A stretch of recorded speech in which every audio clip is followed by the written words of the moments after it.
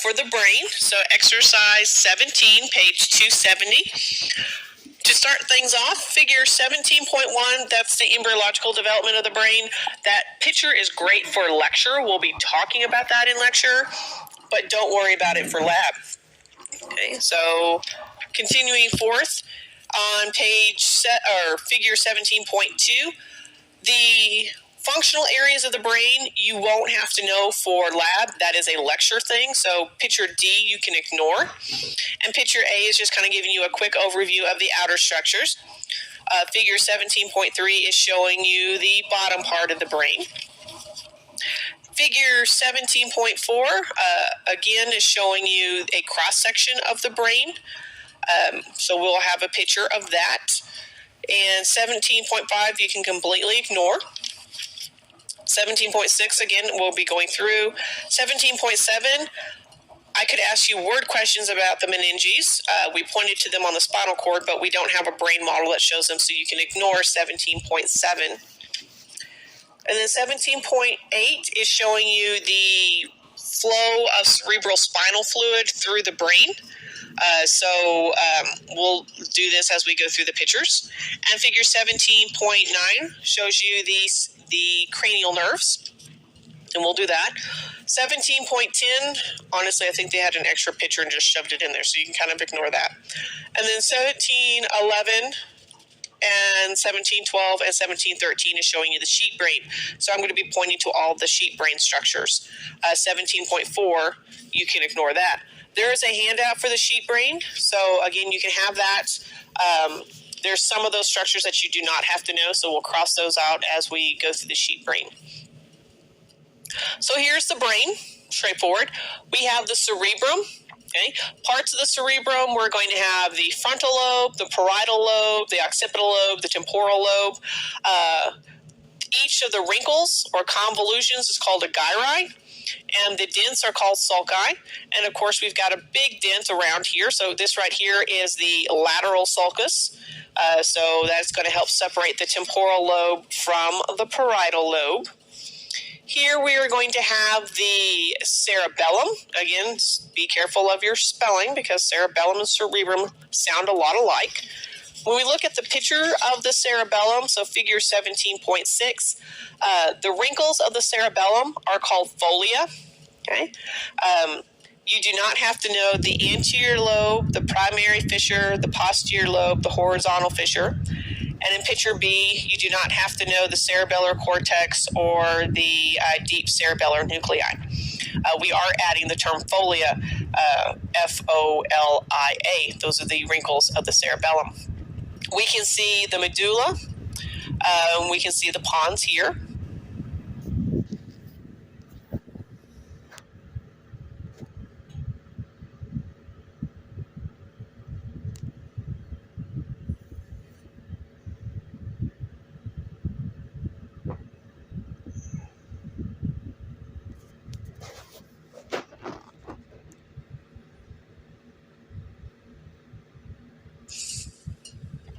Looking at the tops and the backs of the brain, again, so we have the cerebrum, this is the occipital lobe, this is the longitudinal fissure, the big crack that separates the left and the right sides. Again, we have gyri and the sulci. We're going to have the cerebellum with the folia, the wrinkles, and the vermis, which is the band right in the front. And we can see the medulla oblongata here. The top of the brain, again, we have the longitudinal fissure to separate the brain into left and right. We have gyri, the wrinkles, sulci, the little dents. This right here is the central sulcus. Okay. In front of the central sulcus, we have the precentral gyrus, and behind it, we have the postcentral gyrus. These are structures that we're going to be talking about a lot in lecture because this is where we're going to find our motor and sensory, primary motor and sensory areas. Here's the bottom shot of the brain, so corresponding to figure 17.3. We have the medulla oblongata. The second bump is the pons, and then we have the cerebral peduncle. We can see the mammillary bodies here. This structure right here is called the infundibulum. It's not in your picture. It's something that we are adding to both the 17.3 and the 17.4 pictures. So infundibulum, I-N-F-U-N-D-I B-U-L-U-M, infundibulum. So that is the stalk that would hold the pituitary gland in place. And the pituitary gland always falls off. So we are not seeing it. We have the optic chiasma in the optic nerve. We have the olfactory tract and bulb that make up the olfactory nerve 1. Again, we have the cerebrum with the gyri and the sulci. We have the cerebellum with the folia, the wrinkles, and the vermis in the middle.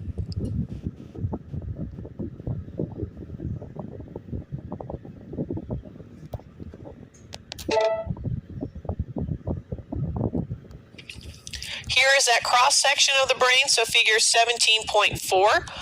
So we have the first bump is the medulla, second bump is the pons, third bump is the cerebral peduncle. We're going to have the mammillary body, the infundibulum, the optic chiasma with the optic nerve here, and we can kind of make out the olfactory nerve made of the bulb and the tract here. We have the cerebrum with the gyri and the sulci. This C structure is called the corpus callosum. This little kickback that looks like a backwards F is the fornix. This structure is going to be the thalamus. This structure together is the corpora quadramina that is separated into the superior colliculus and the inferior colliculus. Here we have the cerebellum, again, folia of the cerebellum. The white matter of the cerebellum is known as the arbor vitae, which is like tree of life. So if we look at figure 17.4, on the free edge, where it says intrathalamic adhesion, intermediate mass of the thalamus, cross that out. We're just going to know it as thalamus. You can cross out the anterior commissure. You can cross out the hypothalamus. The pituitary gland, as I mentioned, is probably still somewhere in a cabinet. They always get lost, so you can ignore that, but I could ask you about it. We added the infundibulum that holds the pituitary gland in place. On the spiral side, you can cross out epithalamus along with the posterior commissure and pineal gland. Everything else is in place. When we look at spaces of the brain, so again, we're skipping 17.5. We addressed 17.6. We're skipping 17.7. 17.8 shows you the ventricles or spaces of the brain and addressing how fluid is going to flow through them. So we start in the lateral ventricle, which we cannot see in this cross-section. And they will go through what's called the interventricular foramen or the foramen of Monro into the third ventricle, which is the space here. From here, we go through the cerebral aqueduct, also known as the mesencephalic aqueduct or the aqueduct of Sylvius, to the fourth ventricle associated by the medulla. And then from the fourth ventricle, we go through an opening called the foramen of Luschka into the central canal of the spinal cord. So if you look at figure 17.8, picture A, by the spiral, you can ignore the inferior horn, don't know the lateral aperture. In the middle, again, you do not have to know the anterior horn. The interventricular foramen is also known as the foramen of Monro, M-O-N-R-O. On the free edge of B, you do not have to know the posterior horn, the inferior horn, the lateral aperture, or the median aperture. When looking at part C, spiral side, you do not have to know the lateral aperture or the median aperture. Now, the choroid plexus, that is what makes the cerebral spinal fluid. That would be a word question. Our model does not have a choroid plexus, but I could ask you, where do I find them? And I find them in the ventricles, the lateral ventricle, the third ventricle, and the fourth ventricle. This, again, shows you the flow through. The foramen of Luschka, they don't have it listed, but it's where the fourth ventricle goes into the central canal of the spinal cord, so it's kind of like the doorway into the central canal. And again, foramen of Luschka, L-U-S-C-H-K-A, and I spell it in a couple of slides, so don't worry if you didn't pick it up.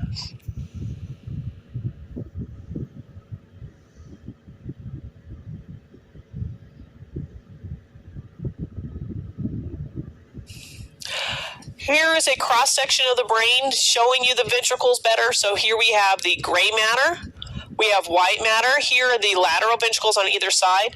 And there is the septum plucidum. It separates the two lateral ventricles from themselves.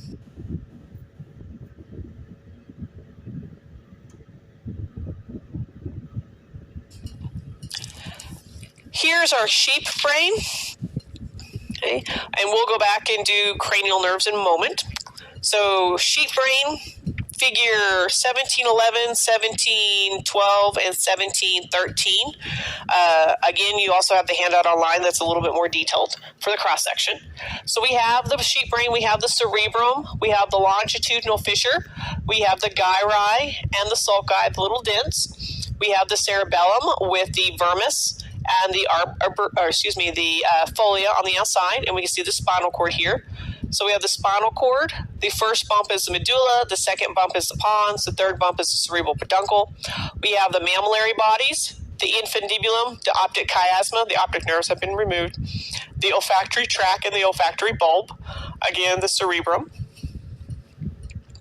When you bend the brain over, you'll be able to see again the cerebrum, the cerebellum. Here, the superior colliculi, they look like little butt cheeks, and an inferior colliculi, so it's like a butt on a log, so somebody's sitting. Those all together are the corpora quadramina. Looking at the cross section of the sheep brain, again, we have the spinal cord. The first bump is the medulla oblongata. Second bump is the pons. Third bump is the cerebral peduncle. We're going to have the mammillary body, the infundibulum, the optic chiasma. We have the cerebrum. We can see the gyri and the sulci. This little guy here is the corpus callosum, that C-shaped thing. This is the fornix, our little kickback. This circle is the thalamus. Here we have the corpora quadramina with the superior colliculi and the inferior colliculi. We're going to have the cerebellum, again, our arbor vitae, our tree of life, the white matter of the cerebellum. Spaces of the brain, again, we go from the lateral ventricles through the intraventricular foramen to the third ventricle associated with the thalamus, through the cerebral aqueduct right here, through the fourth ventricle, okay, right by the medulla, and from there we go through the foramen ovlusca into the central canal, the spinal cord.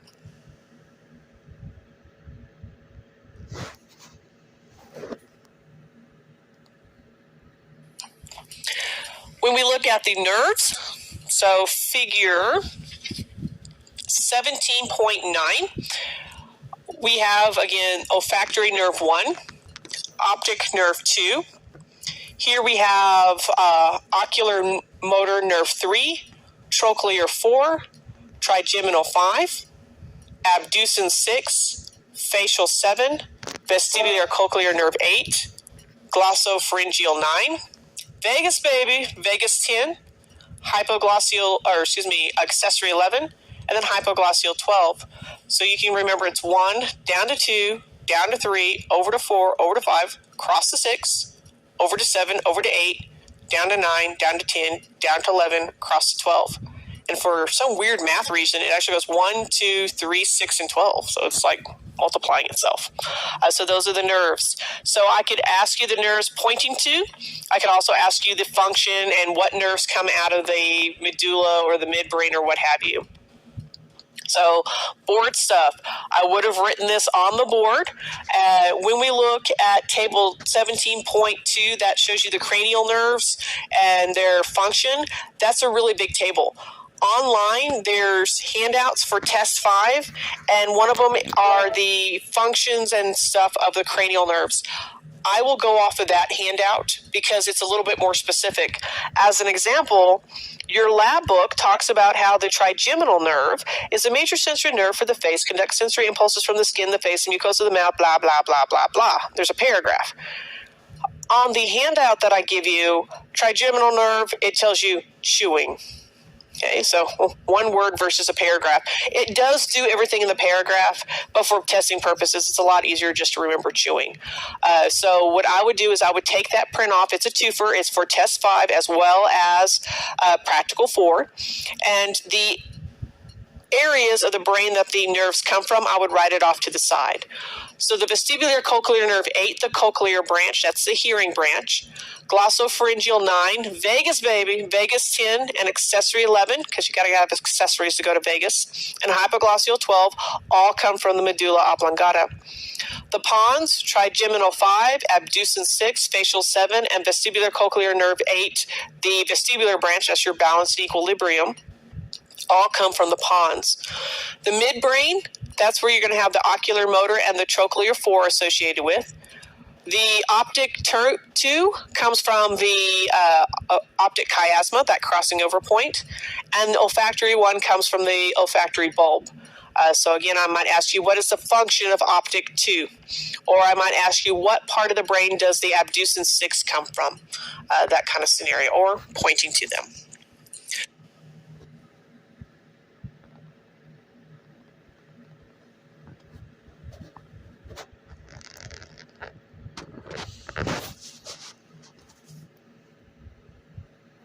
Here's our flow of cerebral spinal.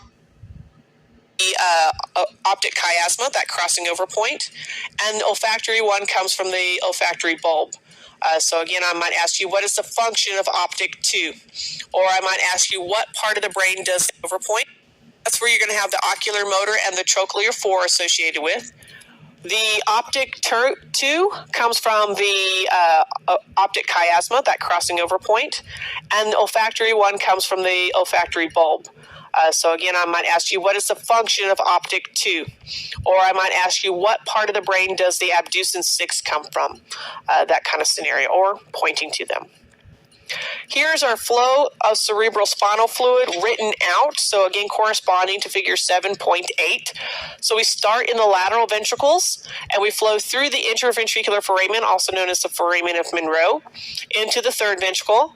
From the third ventricle, we go through the cerebral aqueduct, also called the mesencephalic aqueduct or the aqueduct of Sylvius, through into the fourth ventricle. And from the fourth ventricle, we flow through the foramen of Volushka. That's the doorway into the central canal of the spinal cord. Again, the choroid plexuses that produce our cerebral spinal fluid are found in the ventricles. So the lateral ventricle, third ventricle, and fourth ventricle. And that is it for the brain chapter. So practical 4, nervous tissue, spinal cord, brain, you're going to be looking at the odd ones. So exercise 15, exercise 17, exercise 19, exercise 21.